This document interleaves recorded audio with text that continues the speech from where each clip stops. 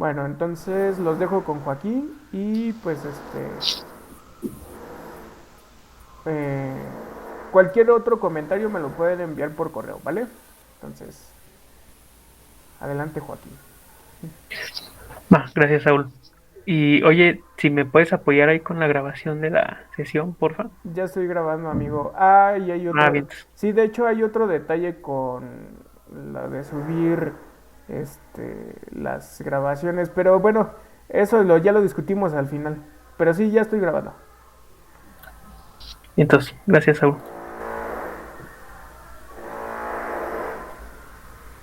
Entonces, déjenme compartirles mi pantalla.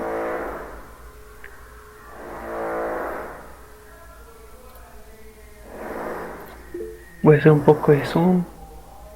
Ustedes me dicen si se ve bien. Ah, se ve bien. Bien, entonces, hace unos minutos les compartí este mismo notebook ahí en el Classroom. Entonces,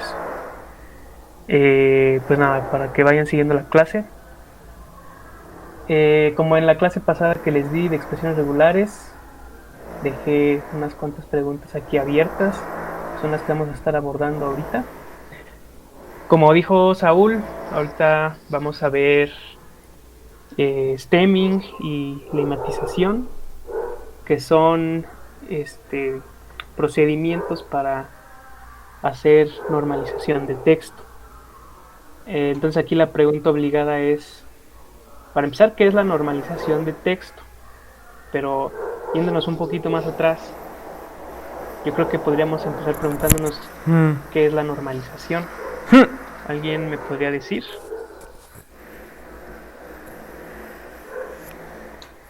Ah, ya tengo un poco oxidado de eso, pero creo que recuerdo más o menos era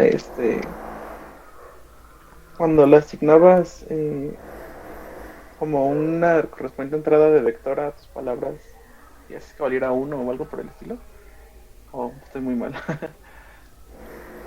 Pues, mm, hablando de procesamiento de texto, ¿no?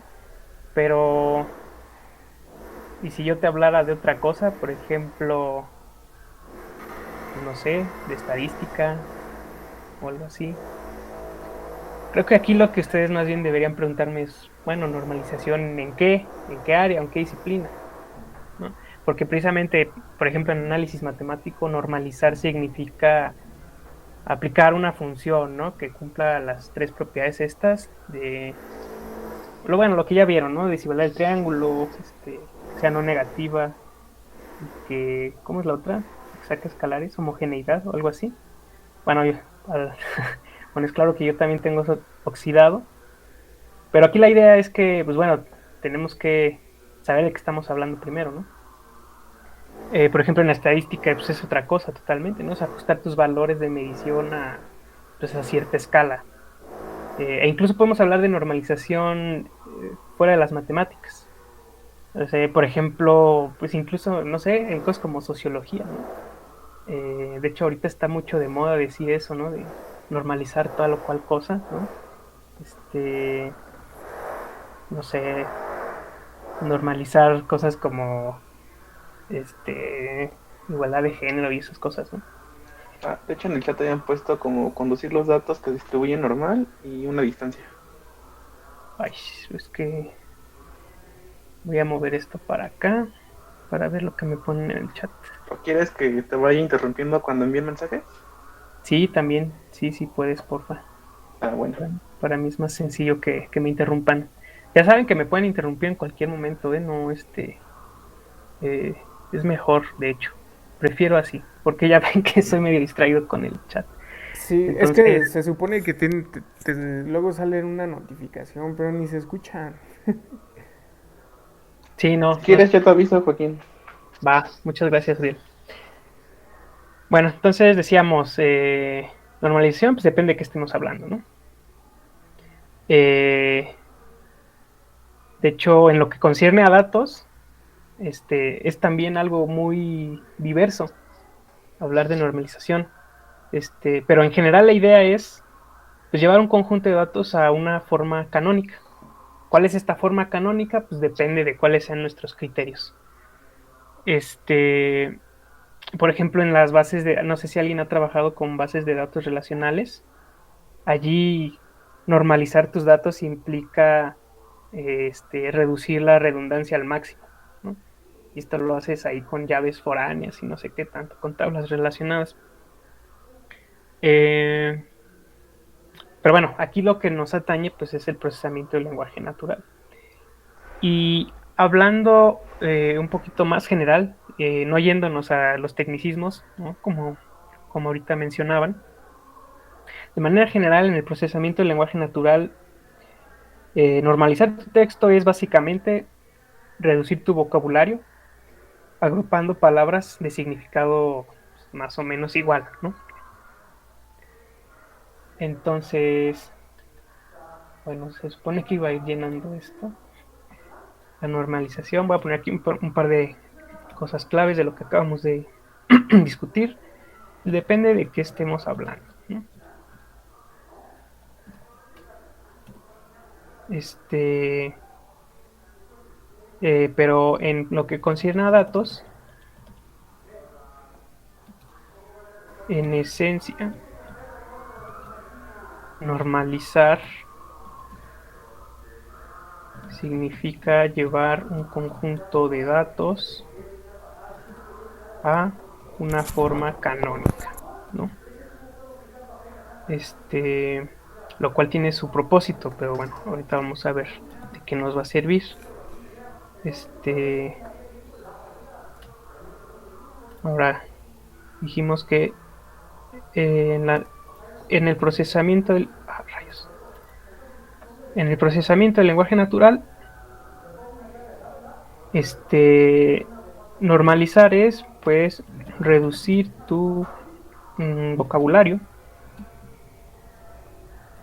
agrupando palabras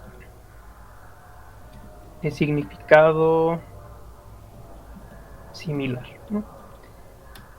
Esto es, por supuesto, de manera muy general, ¿no? Ahora, ¿para qué nos deberíamos tomar la molestia de hacer esto? ¿Alguien tiene alguna idea? Para reducir el vocabulario, ¿no? Como buscando sinónimos y hacer que no sea tan grande nuestro espacio de trabajo. Pues sí, esa es una, ¿no? También nos puede ayudar como a entender más fácil un texto. Sí, bueno, las dos cosas que dicen son, perdón, aplican. La primera que dijeron, pues, es reducir nuestro vocabulario. Implica, pues, menos palabras para procesar, ¿no? Lo cual obviamente optimiza el cómputo y la memoria. Ahora dijeron que, ay, ¿me recuerdas lo que dijiste? Ay, ay. ¿Cecilia? No. Sí, creo que fue Cecilia. Ah, sí, yo. Sí, ¿me repites, porfa, lo que tú mencionaste? Que nos hace más fácil como entender el texto porque tenemos menos significados, pues, con menos palabras que Claro, relacionar con el bueno, significado. eso mismo. Lo que estamos haciendo es clusterizar un conjunto de palabras. Clusterizar un conjunto de palabras. Bueno, de hecho, lo voy a escribir. Agrupar palabras en clústeres de significado. Y eso nos va a ayudar muchísimo para cosas como motores de búsqueda, traductores, los mismos chatbots. ¿Y algo más? ¿Se les ocurre algo más?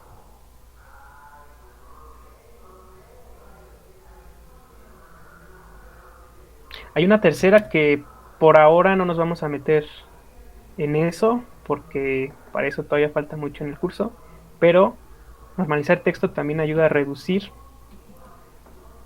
el sobreentrenamiento en nuestros modelos de redes neuronales. Pero bueno, eso ya lo veremos después. Entonces para esto nos sirve normalizar texto principalmente. Reducir nuestro vocabulario, agrupar palabras en clústeres de significado y para reducir el sobreentrenamiento cuando ya apliquemos redes neuronales, ¿no? Lo que viene pues es, ok, ahora, ¿cómo normalizamos el texto? Saúl ya había mencionado al inicio de la clase, y de hecho creo que ya hasta vieron ejemplos de dos de los tres casos más usuales, que son stemming y lematización. El primero que menciono aquí es el case folding. Es algo realmente sencillo, entonces decidí incluirlo aquí, nada más por completé, supongo. El case folding, empecemos por el case folding, que les digo es el más sencillo. El case folding implica normalizar nuestro texto tomando en cuenta ciertos criterios que a nosotros nos van a convenir, obviamente, en cuanto a las mayúsculas y las minúsculas del texto. Este case folding se aplica, no solo se usa para chatbots y lo usual, ¿no?, del Natural Language Processing. Se utiliza en un montón de lados. Desde los albores del desarrollo de software se ha usado el case folding, y aquí les tengo un ejemplo bastante sencillito. Imaginemos que yo estoy ahí actualizando mis librerías en Ubuntu y este mensajito es algo muy usual, ¿no? N librerías están a punto de ser actualizadas, ¿no? Y yo le pongo, se me va el pedo, y le pongo una Y mayúscula. Ah, no te entendí. Entonces digo, que a lo mejor tengo el block mayús ahí activado sin darme cuenta, y yo digo, pues ¿qué está pasando? ¿Por qué no me deja actualizar mis librerías? Pues si usáramos case folding, en este caso, el case folding no es digamos, un y de hecho ningún algoritmo de normalización de texto es algo determinado ya. Nosotros mismos creamos los algoritmos, o podemos crear nuestro propio algoritmo para hacer normalización. En este caso, por ejemplo, mi case folding va a consistir en esto. Lo único que voy a hacer es pasarlo a minúsculas. Entonces ahora sí, aunque yo por despistado tenga mi block mayús activado, esta cosa lo que hace, aquí le estoy haciendo el case folding, ¿no? Que realmente lo único que hace es pasarlo a minúsculas. Es un case folding bastante sencillo. Pero ya desde este tipo de ejemplo simplón, estamos viendo un caso de uso bastante común del case folding.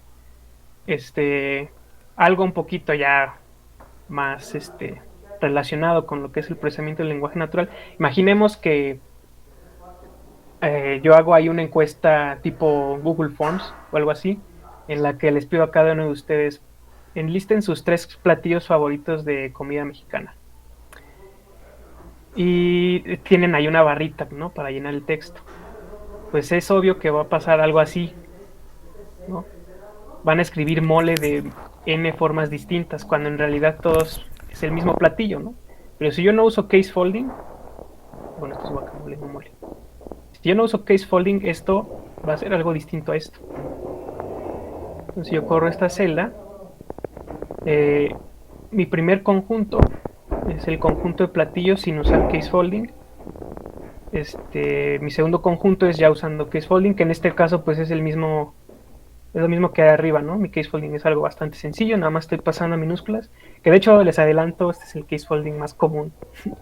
Entonces lo que vemos aquí es que pues fue una normalización bastante buena, porque me redujo pues a la mitad, más de la mitad, mi vocabulario, ¿no? Y lo importante aquí es que no perdí significado, porque carnitas en mayúsculas y carnitas en minúsculas pues son equivalentes. Y lo agrupamos en este único clúster. Entonces aquí redujimos la dimensionalidad de nuestro vocabulario sin perder significado. Obviamente no siempre va a ser el caso, de hecho raramente es el caso, porque pueden pasar cosas como la de acá. Bueno, primero voy aquí, esto es nada más algo operativo. Estoy descargando aquí un par de corpus para que mis librerías más bien mis módulos de NLTK tengan con qué trabajar. Pero bueno, aquí la cosa es, ¿por qué a veces se pierde significado? Pues es que resulta que a veces la distinción entre mayúscula y minúscula sí carga consigo un significado. Por ejemplo, aquí tengo el enunciado. El señor Juan Torres tiene torres de películas por ver, pero siempre acaba viendo El Señor de los Anillos, las dos torres.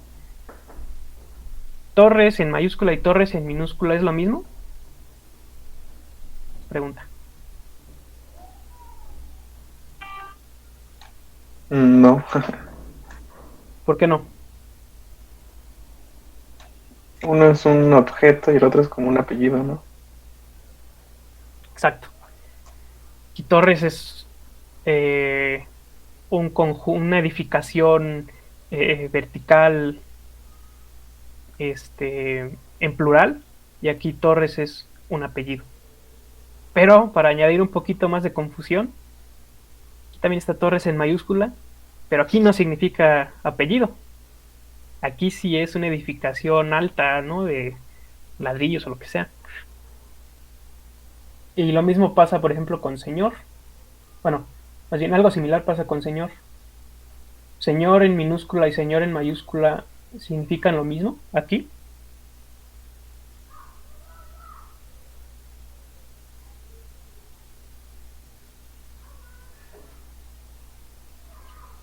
Pues no, porque uno es el nombre de algo y lo otro pues es como pues una palabra refiriéndose a alguien. Si aquí quizá dependa de las propiedades de nuestro problema a resolver. Si queremos que esta palabra se entienda como parte de un título, entonces sí tiene sentido, más bien sí es un significado distinto a este.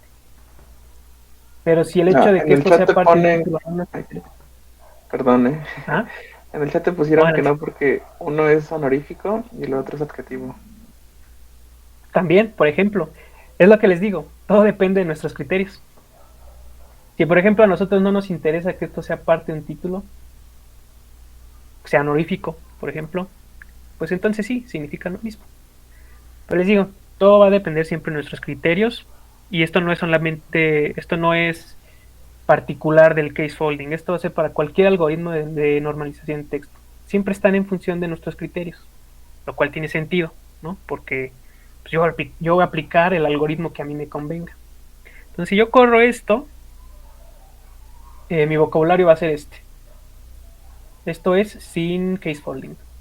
Entonces tengo señor en mayúscula y señor en minúscula. Lo mismo con Torres. ¿Qué pasa si lo corro con case folding? Que de nuevo va a ser nada más un lower. Pues ya reduje mi vocabulario. Sí perdí significado porque se me fue Torres con mayúscula. Que Torres con mayúscula sí es algo distinto a Torres en minúscula. En cuanto a señor, podemos decir que no perdimos significado porque, bueno, a pesar de que aquí es parte del título, realmente significa, bueno, para nuestros criterios, digamos, significa esto lo mismo que acá. Entonces, pues bueno, nada más allí tener en cuenta que la pérdida de significado, que creo que esta es la conclusión aquí, la pérdida de significado está en función de nuestros criterios. ¿Ok? Y pues nada, supongo que esto es lo central, lo principal del case folding. ¿Alguna duda hasta aquí?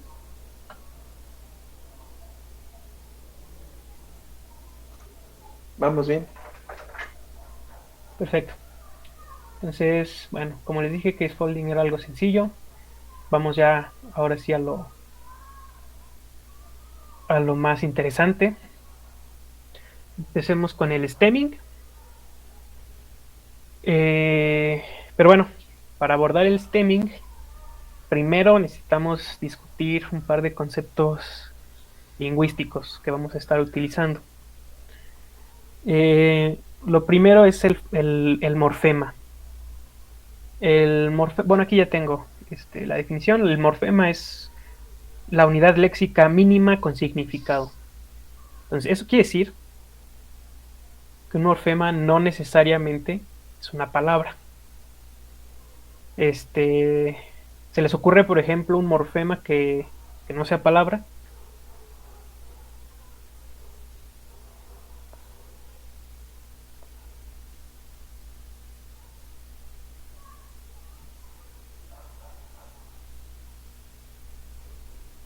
¿No? ¿Nada?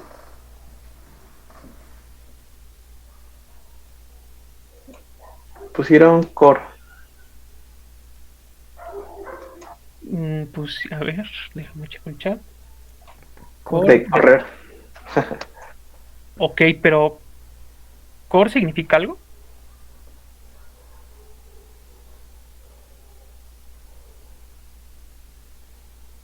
¿O cora? ¿Cora significa algo? Digo, sin tomar en cuenta los neologismos, ¿no? Porque ya la banda sí dice efectivamente cora. Bueno, si no nos ponemos exquisitos, ¿no? Como la RAE, diríamos cora, por ejemplo, pues sí, sí podría ser un morfema porque sí significa algo, ¿no? Pero core no. O al menos que yo sepa, core no. Sol, por ejemplo, es un morfema, pero sí es una palabra. Sol sí está recogida en el diccionario. Bueno, de hecho también las interjecciones, los prefijos, los sufijos también están recogidas en diccionarios, pero no son palabras. Aquí de hecho están, o sea, bien pudieron haberme dicho estos ejemplos que tengo aquí. Estos son morfemas que no son palabras realmente. Tú no puedes decir... Dale zoom, es que no se ve. Ok. Está. Estos son, por ejemplo, morfemas que no son palabras porque pues it, ay güey, it no significa nada por sí solito, ni dad. Bueno, más bien, sí significan algo por sí solos, pero no los puedes usar solitos. Esa es la cuestión. Neo, por ejemplo, significa nuevo. Neo significa nuevo, pero no lo puedo usar solito. Tiene que ir a fuerzas antes de algo. Es un prefijo. Dad, por ejemplo, es un sufijo. Puede ir, más bien va al final de las palabras. Y los infijos son los que metes ahí en medio. Entonces esto me lleva a estos dos puntos que tengo aquí. Los morfemas se clasifican en dos. Hay los que son raíz. Los que son raíz y hay los que son afijos. Las raíces son las que por sí solas constituyen palabras, como la que me pusieron en el chat, ¿no? Sol. Y los afijos son las que necesitan de otra para poder constituir una palabra.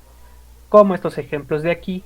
Neo, pues sí es un morfema, pero solamente la puedo utilizar en conjunto con algo más. Por ejemplo, neocolonialismo. Ajá. Dad, que es un sufijo, lo podemos utilizar junto con mal para conformar la palabra maldad. Y el la it, mano. que es un infijo, es decir, que lo metemos ahí en medio de la palabra, lo podemos usar, por ejemplo, con Arturo para conformar Arturito. ¿Okay? Y entonces cuando nosotros hacemos esto, cuando nosotros le aplicamos un infijo a una raíz, lo que estamos haciendo es lo que se llama un proceso de inflexión. No sé si inflexión se pueda conjugar, es decir, no sé si pueda decir inflexionar, pero bueno, digamos que las palabras que son objeto de inflexión, pues es un conjunto de morfemas. Ajá.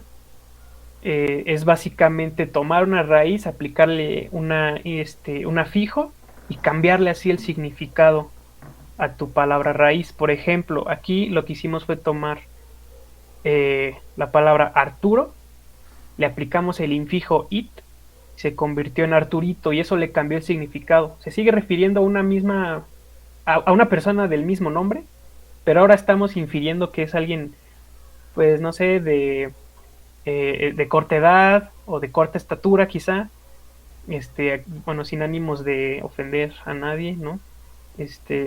Pero usualmente eso es lo que entendemos. Incluso podemos, de hecho, o sea, aplicar inflexión a una palabra no es nada más tomar una raíz y tomar un infijo.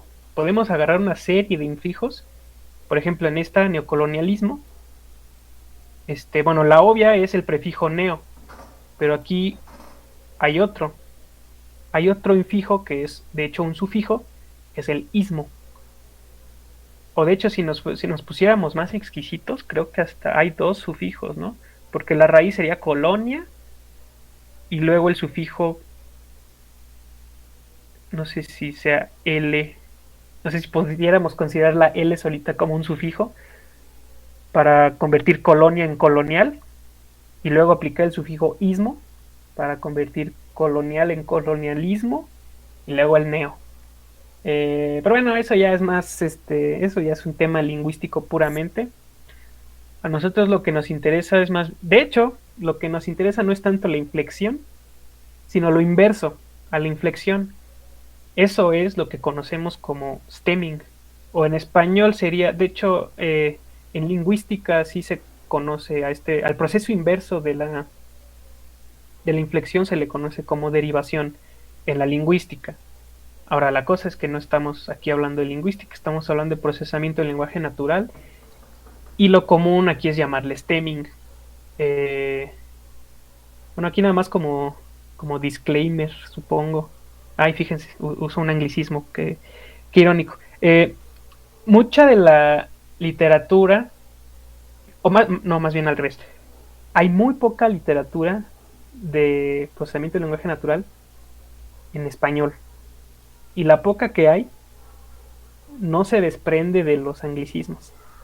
Es decir, todo te lo menciona como stemming, de hecho, o sea, en programación en general es muy común utilizar los términos en inglés.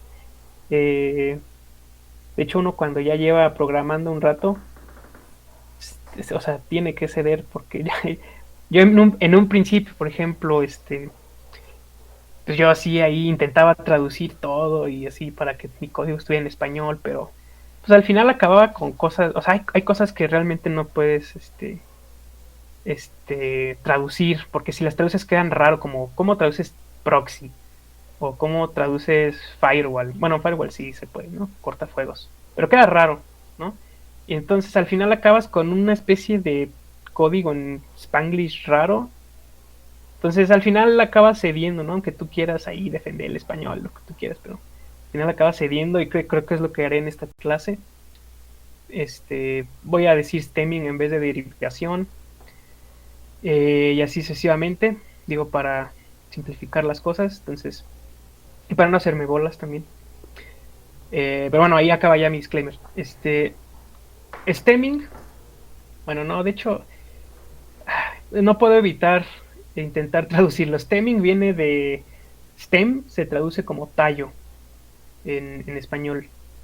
Entonces, podríamos pensar que stem es como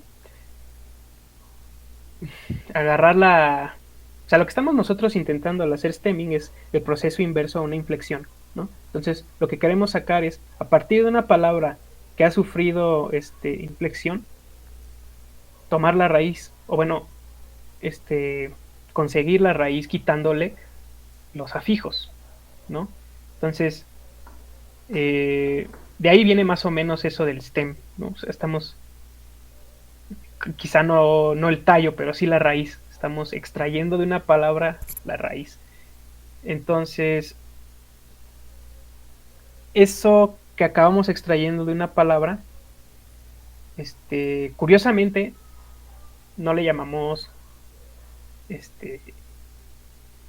o sea, esa palabra que nosotros vamos a extraer al aplicar stemming, curiosamente, no necesariamente tiene que ser la palabra raíz.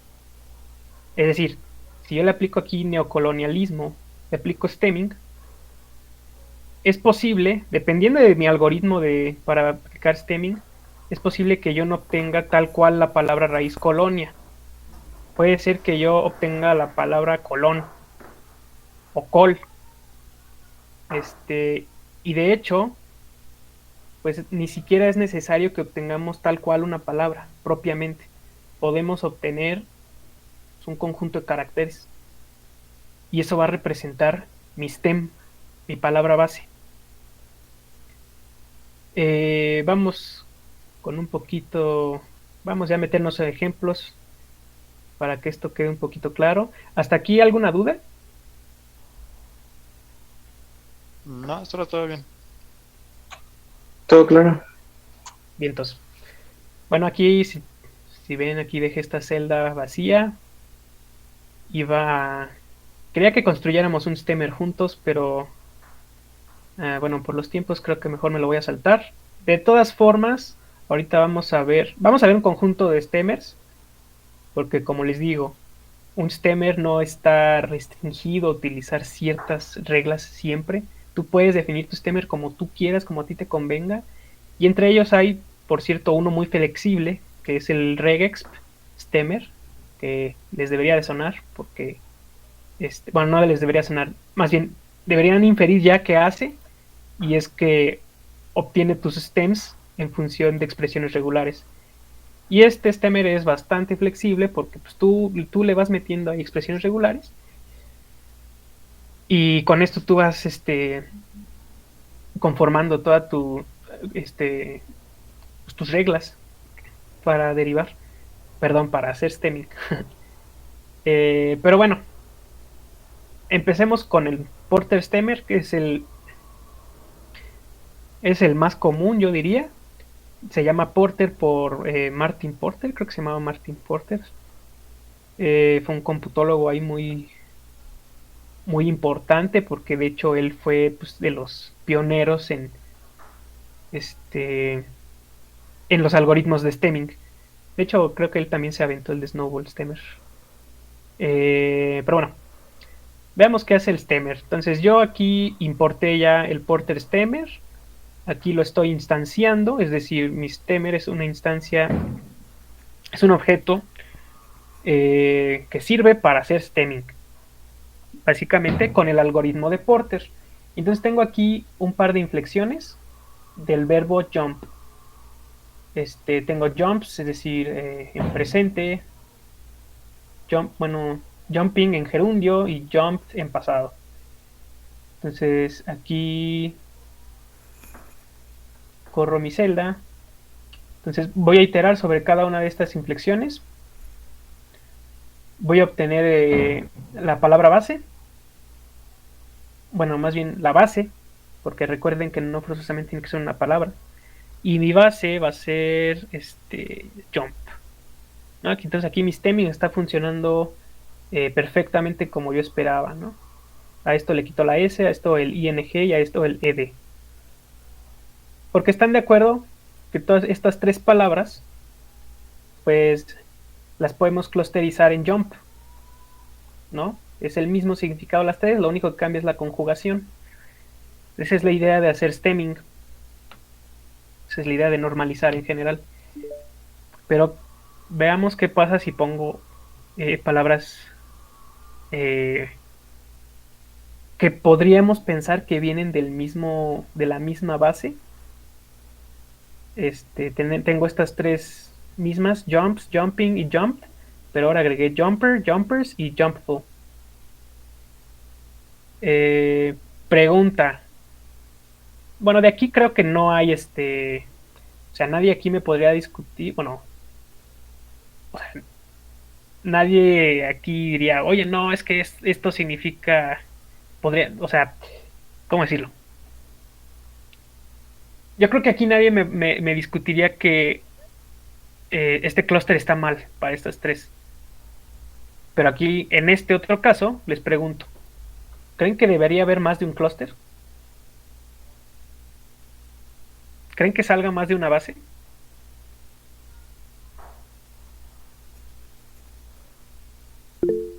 O puesto de otra forma, estas tres digamos que sí pertenecen a la misma base. Es decir, tienen un significado similar. Pero por ejemplo, jumps, ¿tiene un significado similar con jumper?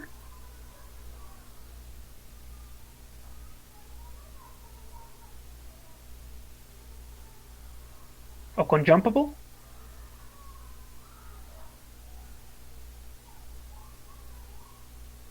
No, nadie. A la primera pregunta que hiciste de si iba a ser una diferente, por así decirlo, raíz, te pusieron que no. Y con lo que acabas de preguntar, te pusieron que creo que los últimos son verbos. No saben si a eso te refieres. Pues sí, No, sí, por ahí va mi pregunta. Para empezar, estos tres son verbos. Esto de aquí estos dos son, ay, güey, sustantivos. Y este de aquí es un adjetivo. Entonces, para empezar, aquí ya vemos discrepancias en cuanto eh, digamos, en cuanto a la semántica. Entonces, si hay diferencias semánticas, yo diría que sí debería haber, este, varias bases. Y efectivamente las hay. Hay una base para los verbos, hay una base para los sustantivos y una base para el, el adjetivo. Porque, pues, de hecho sí, mira, o sea, si nosotros vamos jumper definition. Bueno, depende si eres, aquí curiosamente me lo puso de Argentina, no sé por qué demonios, pero si tú eres gringo, para ti un jumper va a ser esto. Y si tú eres, inglés o británico, para ti un jumper va a ser un suéter. Entonces, esto ya no tiene nada que ver con saltar. Entonces aquí Mistemer, pues sí, sí lo hizo bien, ¿no? Me dio dos clústeres distintos. Y Jumpable, de hecho, bueno, Jumpable no sé si de hecho es una palabra, a lo mejor me la inventé. No, creo que sí. Jumpable. Sí, capable of being jumped. Entonces, por ejemplo, sí todavía guarda cierta relación con jumps, jumping y jumped, pero es a final de cuentas un adjetivo. En el STEM, ya, bueno, cuando veamos la lematización vamos a ver que este part of speech o categoría gramatical tiene un impacto mucho más pronunciado en la lematización. En el stemming puede que no. Aquí sí nos hizo la diferenciación, pero puede que no la haga.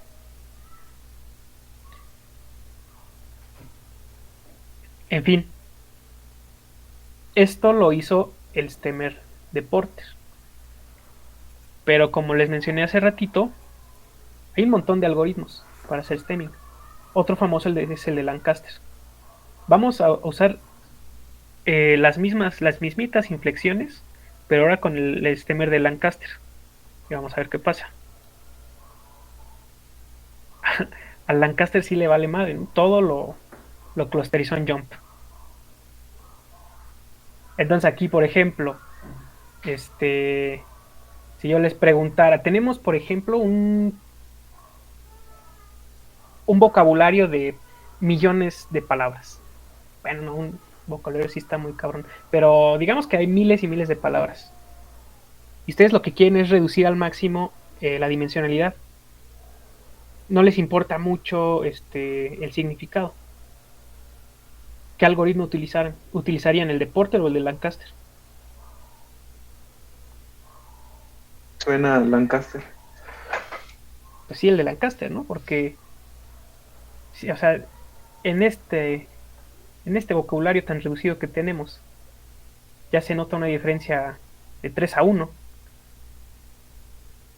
Entonces Lancaster, al parecer, bueno, no pondría mis manos al fuego, pero al parecer Lancaster sirve mucho más para reducir la dimensionalidad y el de Porter para conservar significado. ¿Ok? Eh, ¿Qué más?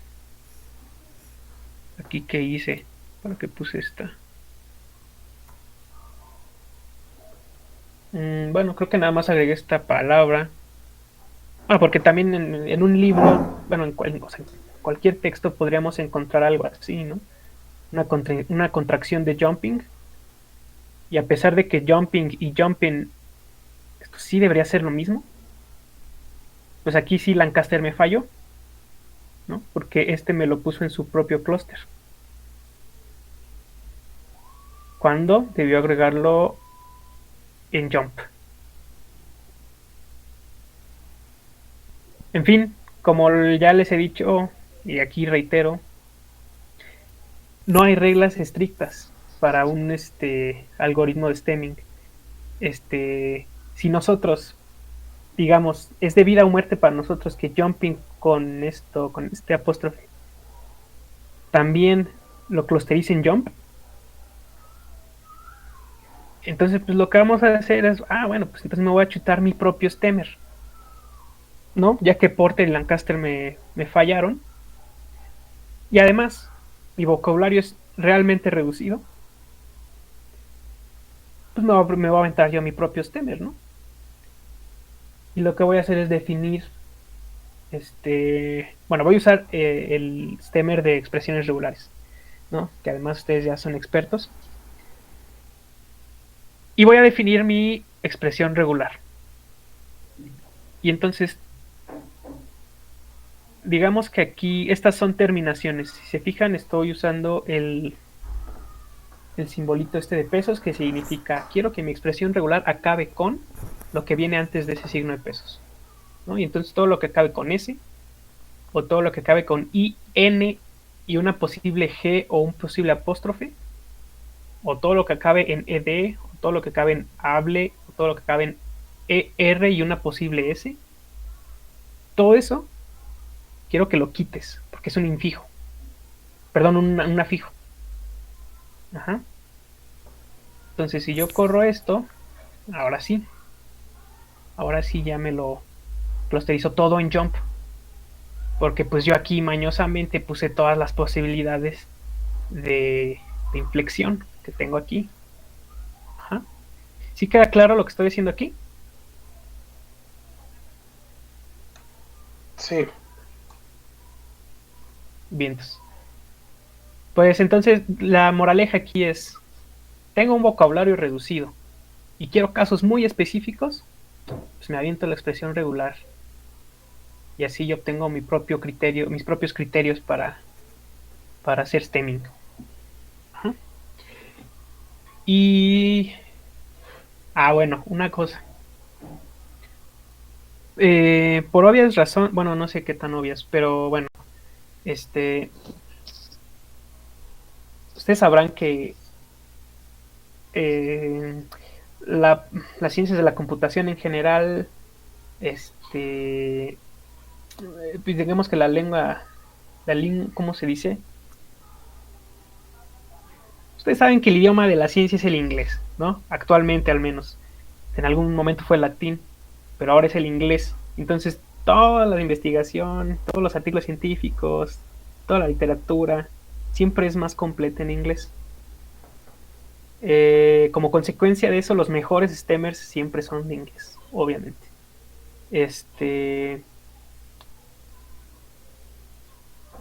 Pero está este otro stemmer que se llama Snowball Stemmer, que sirve para hacer stemming en otros idiomas, ¿no? Lancaster y Porter solo, bueno, obviamente regex lo puedes usar con lo que tú quieras, pero Lancaster y Porter son específicamente para español, o bueno, no sé si hay alguna implementación en distintos idiomas, pero cuando menos lo que sí sé es que el Snowball Stemmer funciona para todos estos. Está desde el árabe, mira, órale.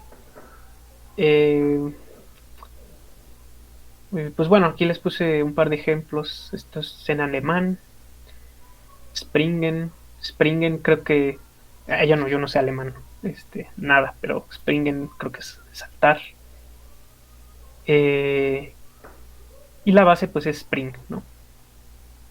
Esto sí sé porque escucho Kraftwerk. Kraftwerk tiene un disco muy bueno que se llama Autobahn, y eso es carro. Autobahnen creo que es el plural. Entonces al aplicar stemming me da el singular, lo cual pues tiene sentido. Y bueno, en español, nada más aquí un ejemplo del español. Ah, aquí está lo que quería mostrarles.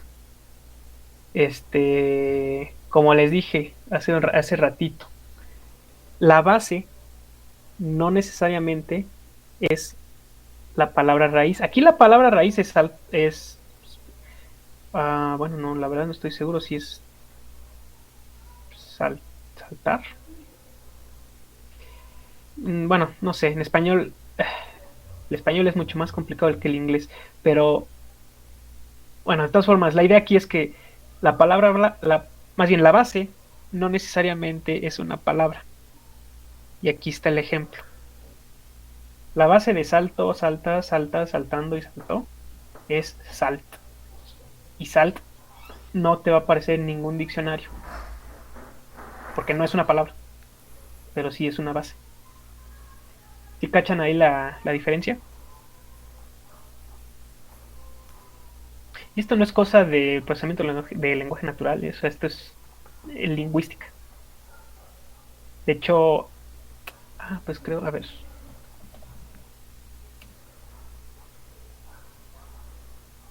Creo que por aquí vi algo interesante.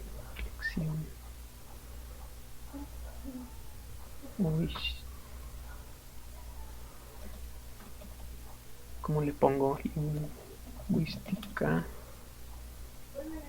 Oh, qué derivación, a ver. En lingüística, aquí está. No. Según yo aquí había una imagen muy bonita de un gato. Y y ahí te ponía el ejemplo de las inflexiones que sufre la base de gato. Y la base de gato o gata es gat. Ajá. En fin, bueno, esto ya es más lingüística. Más bien esto es lingüística. Nada más aquí lo que quiero que se lleven es la base, no necesariamente es una palabra. Y aquí está el claro ejemplo. Bueno, aquí ya nada más puse como recordatorio, nada más. Si NLTK o Spacey o cualquier otra librería que tú uses no te ofrece el algoritmo que a ti te funciona, pues entonces tú construye tu propio stemmer, ¿no? Pues nada, hasta aquí llega lo de stemming. ¿Alguna duda?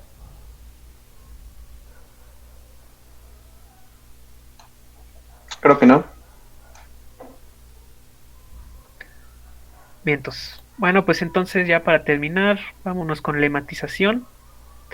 Eh, Realmente es algo muy parecido al stemming, nada más que hay un par de diferencias.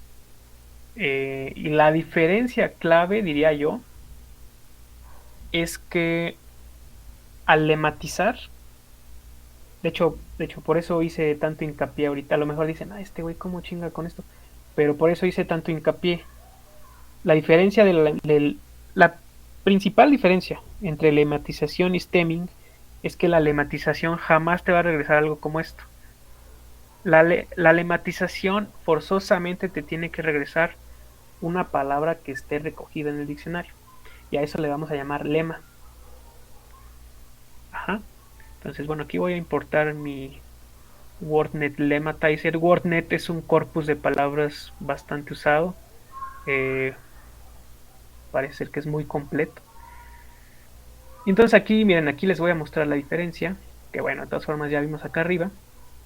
Pero para que no quede aquí duda, voy a instanciar un stemmer, un porter stemmer y un WordNet Lematizer. Y voy a poner las mismas, voy a definir esta lista de inflexiones. Bueno, estas ni siquiera son inflexiones, ¿no? Estas son sustantivos todos. Entonces voy a iterar sobre esta lista de sustantivos y a cada uno de ellos les voy a primero hacer stem y después lematizar. Y los voy a comparar, voy a imprimir la base, voy a imprimir el lema. Y aquí vemos claramente la diferencia entre hacer stemming y lematización. Ninguna de estas son palabras realmente. Y en cambio las de lematización, todas son palabras. De hecho, la lematización no les hizo nada. Porque pues son sustantivos. Si por ejemplo aquí le pongo sponges, me debería dar sponge. ¿Ok? Entonces esa es la principal diferencia. Pero hay más. La lematización, que de hecho también ya habíamos ahí visto algo al respecto antes. La lematización tiene una carga semántica. ¿Qué significa eso? Bueno, pues aquí está el claro ejemplo. Voy a poner aquí este conjunto de inflexiones. Les voy a aplicar lematización. Y como ven, llegué a varios, llegué a 3 clústeres, no, a 4 clústeres: jump, jumping, jump y jumper. Dependiendo ahí de nuestros criterios, pero creo que en general podríamos concordar en que, bueno, quizás este clúster sí está bien, jumper. Deberían ser uno mismo, ¿no? Y aquí lo que está pasando no es que nuestro lematizador esté fallando. Más bien lo que está pasando es que no le estamos dando, no le estamos, como si sí le estamos dando una carga semántica, pero no se la estamos dando correctamente. Si yo corro, este bloque de código de aquí es casi idéntico al de acá. La única diferencia es que al lematizar le estoy pasando de parámetro un part of speech. En español es algo así como categoría gramatical. Y por categoría gramatical me refiero a si es un verbo, si es un sustantivo, si es un adjetivo. Y entonces ustedes me preguntarán, bueno, si acá no se lo pusiste, pero la lematización forzosamente requiere de una carga semántica, entonces aquí, ¿qué part of speech usó? Y la respuesta es que por defecto, este parámetro de aquí, siempre un sustantivo, n de noun. Entonces me va a regresar lo mismo. Pero, pues, estos tres primeros, pues no son sustantivos, son verbos. Entonces yo mejor le voy a cambiar aquí el part of speech, le voy a poner que sea un verbo. Entonces voy a correr esto, y como ven, ahora sí estos 3 primeros, ahora sí me los clusterizó bien. Y ahora donde tuvo problemas fue en jumper y jumpers, ¿no? Ahora los puso en clústeres distintos porque creyó que son verbos, cuando realmente estos sí son sustantivos. Entonces aquí está el ejemplo, o la muestra más bien, de cómo la carga semántica sí es muy importante para la lematización. Va a actuar diferente en función del part of speech que nosotros le demos. Ajá. Y bueno, como consecuencia de que la carga semántica es muy importante para la lematización, pues de hecho podemos conseguir resultados que difieren bastante en cuanto a ortografía. Por ejemplo, ¿a qué me refiero? O sea, yo tengo una palabra escrita así, better, y quiero sacarle su lema. Si estuviéramos haciendo stemming, bueno, primero hagamos la lematización para ver. Pues consiguió correctamente el lema, ¿no? Porque better es una inflexión de good. Bueno, no, más bien, no inflexión, más bien conjugación, perdón. Es una conjugación de, no es cierto, good. ¿Qué sería better de good? Bueno, digamos que es ¿cómo se llama? Diminutivo. ¿Qué es lo contrario de diminutivo? Superlativo, ¿no? Superlativo. Better es el superlativo de good, ¿no? Y como tal, pues deberían estar en un mismo clúster. Entonces aquí sí me lo lematizó bien. ¿Qué hubiera pasado? Voy a agregar aquí una celda de código. ¿Qué hubiera pasado si yo en vez hago un porter stemmer? Print Stemmer.stem better.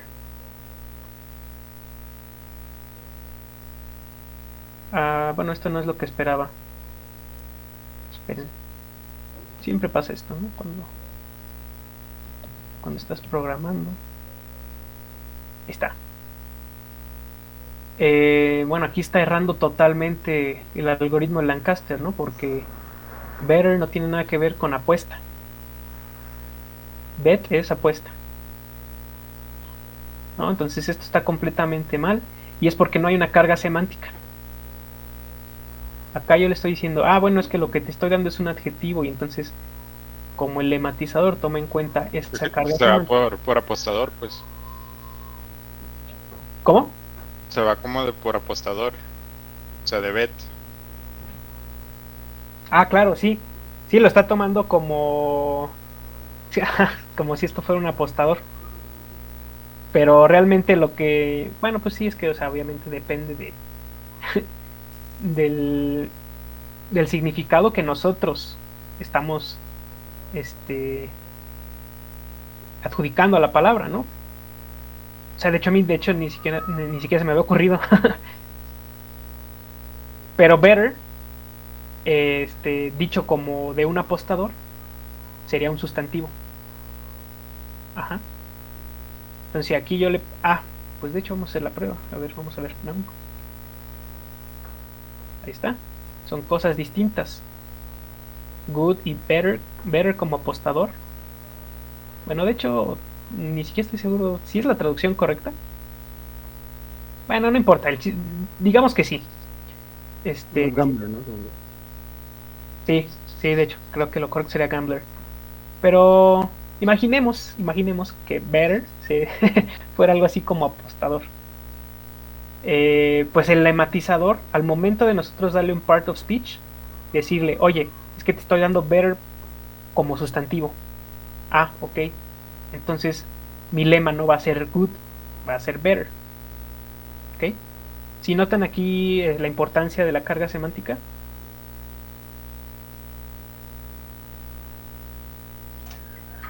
Sí.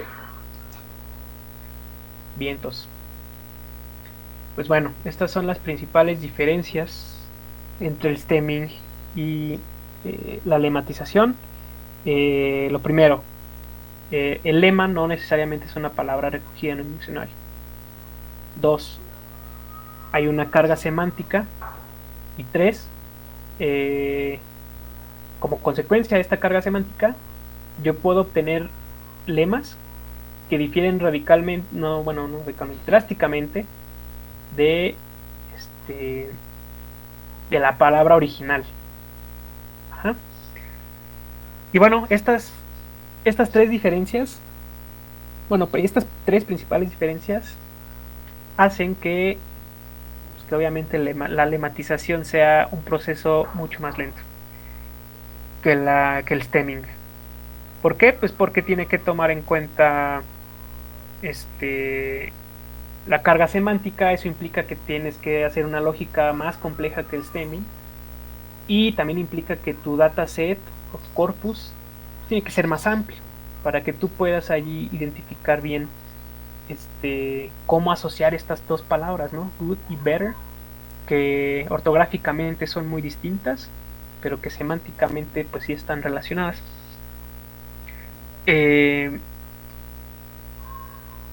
Por otro lado, ese es el contra que tiene.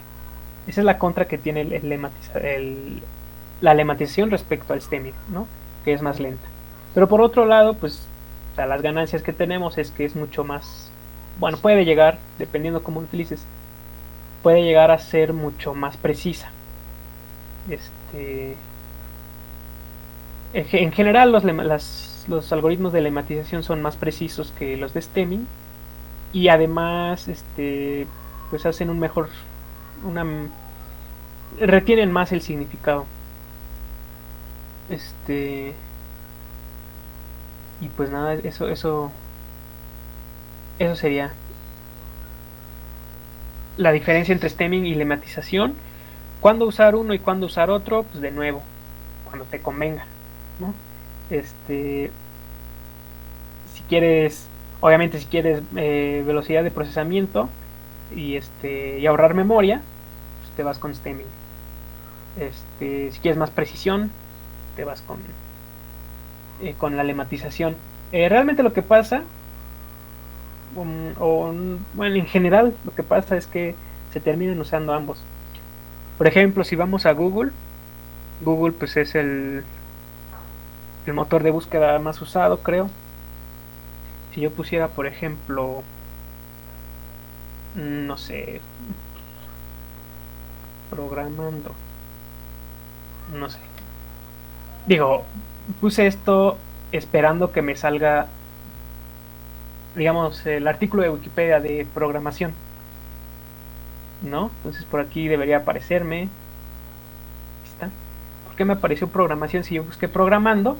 Pues porque Google hace las dos, de hecho. Hace stemming y hace lematización.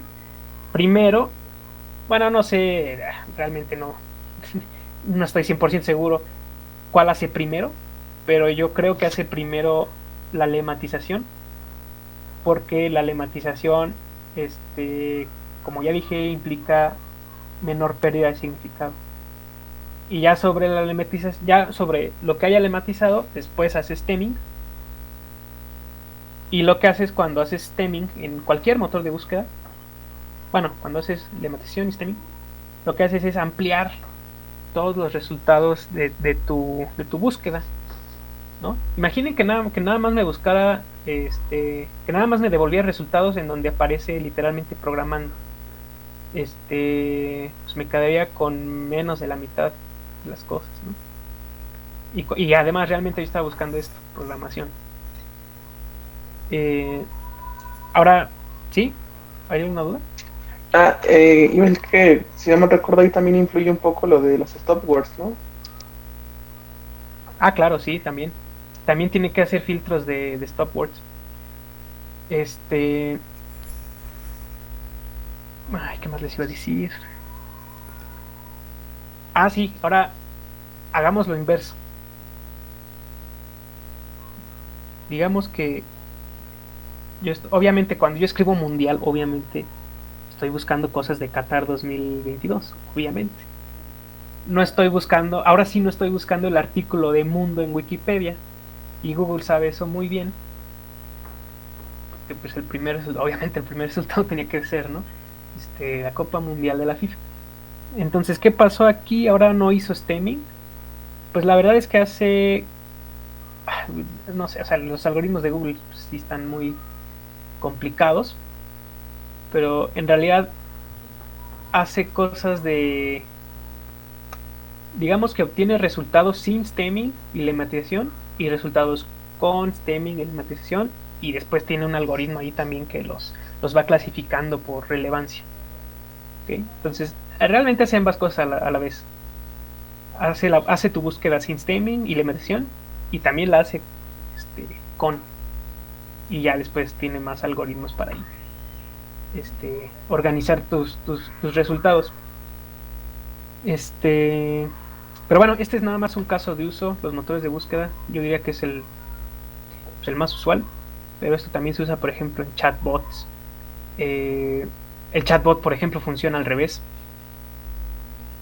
Al chatbot le interesa primero. Google pone más énfasis en los resultados lematizados y estemizados, o como se diga.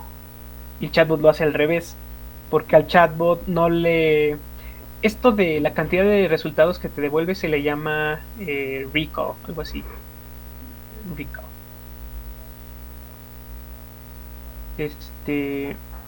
Entonces, cuando hablas de motores de búsqueda es muy común decir, ¿cuál es su recall? O su recall, no sé qué. What is recall in search engines? Sí, recall is the number of relevant documents retrieved, bla, bla, bla. Y en cambio a un chatbot no le interesa tanto el recall. Al chatbot más bien le interesa la precisión de lo que le estás preguntando o de lo que le estás comentando, y entonces el chatbot prioriza el stemming. En fin, pero bueno, eso ya es un poquito más complicado, ¿no? De cómo hace el stemming un chatbot. Y, bueno, quizá es para salirme un poquito aprietos, pero además ya se nos acabó la clase. ¿Alguien tiene alguna duda de todo lo que vimos hoy?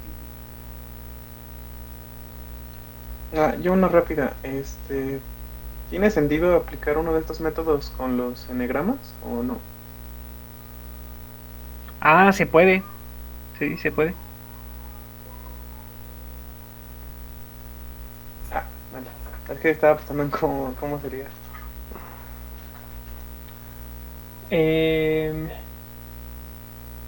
Pues a ver, veamos.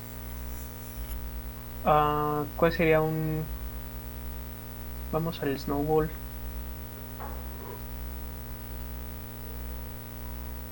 Pues realmente bueno, creo que no habría mucha diferencia. ¿Por qué no me sale el...? Quiero insertar un... Aquí está. Creo que no habría mucha diferencia.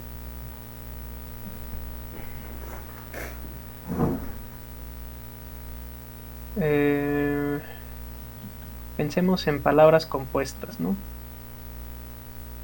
A ver, ¿alguien tiene algún ejemplo? Como... Bueno, es que yo tenía como ice cream, pero eso es en inglés. Ok. No, pero ice cream no es realmente un enegrama porque la palabra, o sea, sí es una palabra compuesta, pero va junta. No es ice y luego es Bueno, lo podríamos escribir, por ejemplo, sacapuntas, ¿no? Sacapuntas, saca, no sé qué más, qué más hay con saca? Digo, sin albur. Ya, sacacorchos. ándale, sacacorchos. Que realmente lo que estoy pensando, fíjate que no me había puesto a pensar en enegramas para esto, pero lo que estoy pensando es que pues los va a clusterizar. Realmente sacapunta y sacacorchos pues son cosas distintas. Entonces los va a clusterizar por separado. Bueno, no sé si haya, por ejemplo, un stemmer específico para n. A ver, vamos a buscar stemmer for n-grams. Stemming and n-gram matching. A ver, vamos a ver esto.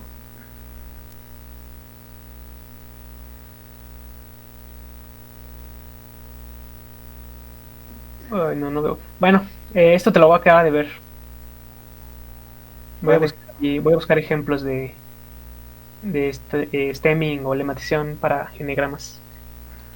Por cierto, aprovechando que estás aquí, ¿crees que puedas subir la solución de la tarea del último ejercicio del ejercicio de re? Hasta el 20 de octubre, 21 de octubre. Sí, cierto, perdón. Se me pasa eso. Sí, ¿qué pasó? Ya nos querías chamaquear ahí. No, es que lo del 20 fue apenas y se me fue. Vale, gracias. Ok, sí, no hay problema. Sí, ya lo último que quería comentarles es con respecto a los videos que vamos a estar subiendo. Ya ven que nos van a restringir la capacidad que podemos almacenar en Google Drive. Entonces, pues en este caso los videos son los que más consumen espacio. Es lo único que realmente me preocupa porque la parte de las, pues yo espero que por la parte de los Júpiters que las compartamos no haya ningún problema, porque si se llegaran a eliminar, que yo espero que no, de todos modos nosotros ya tenemos el respaldo, ¿no? También tenemos respaldo de los videos, pero eventualmente sí tendremos que limpiar eso de los videos. Entonces creo que la solución más factible es que se suba a YouTube, ¿no? Y bueno, nada más lo único que vamos a hacer es una restricción con respecto a sus correos. Es lo único que, o sea, que no lo va a poder ver cualquier persona, solamente las personas que están dentro de la clase y para ello pues nos vamos a valer de la lista, ¿no? De la lista de correos que se encuentra en la facultad. De todos modos, probablemente ustedes más adelante quieran volver a ver esos videos, entonces solamente sería suficiente con que nos consultaran para que les diéramos acceso. Sí, eso sería nada más el comentario final con respecto a esto. Y si todos se sienten satisfechos, si no tienen ninguna duda con pues el cambio de la forma de evaluar, pues pues ahora sí que sería el fin de la sesión. Pero si tienen dudas, pueden hacerlas. Sí, dime María Rosa, comenta.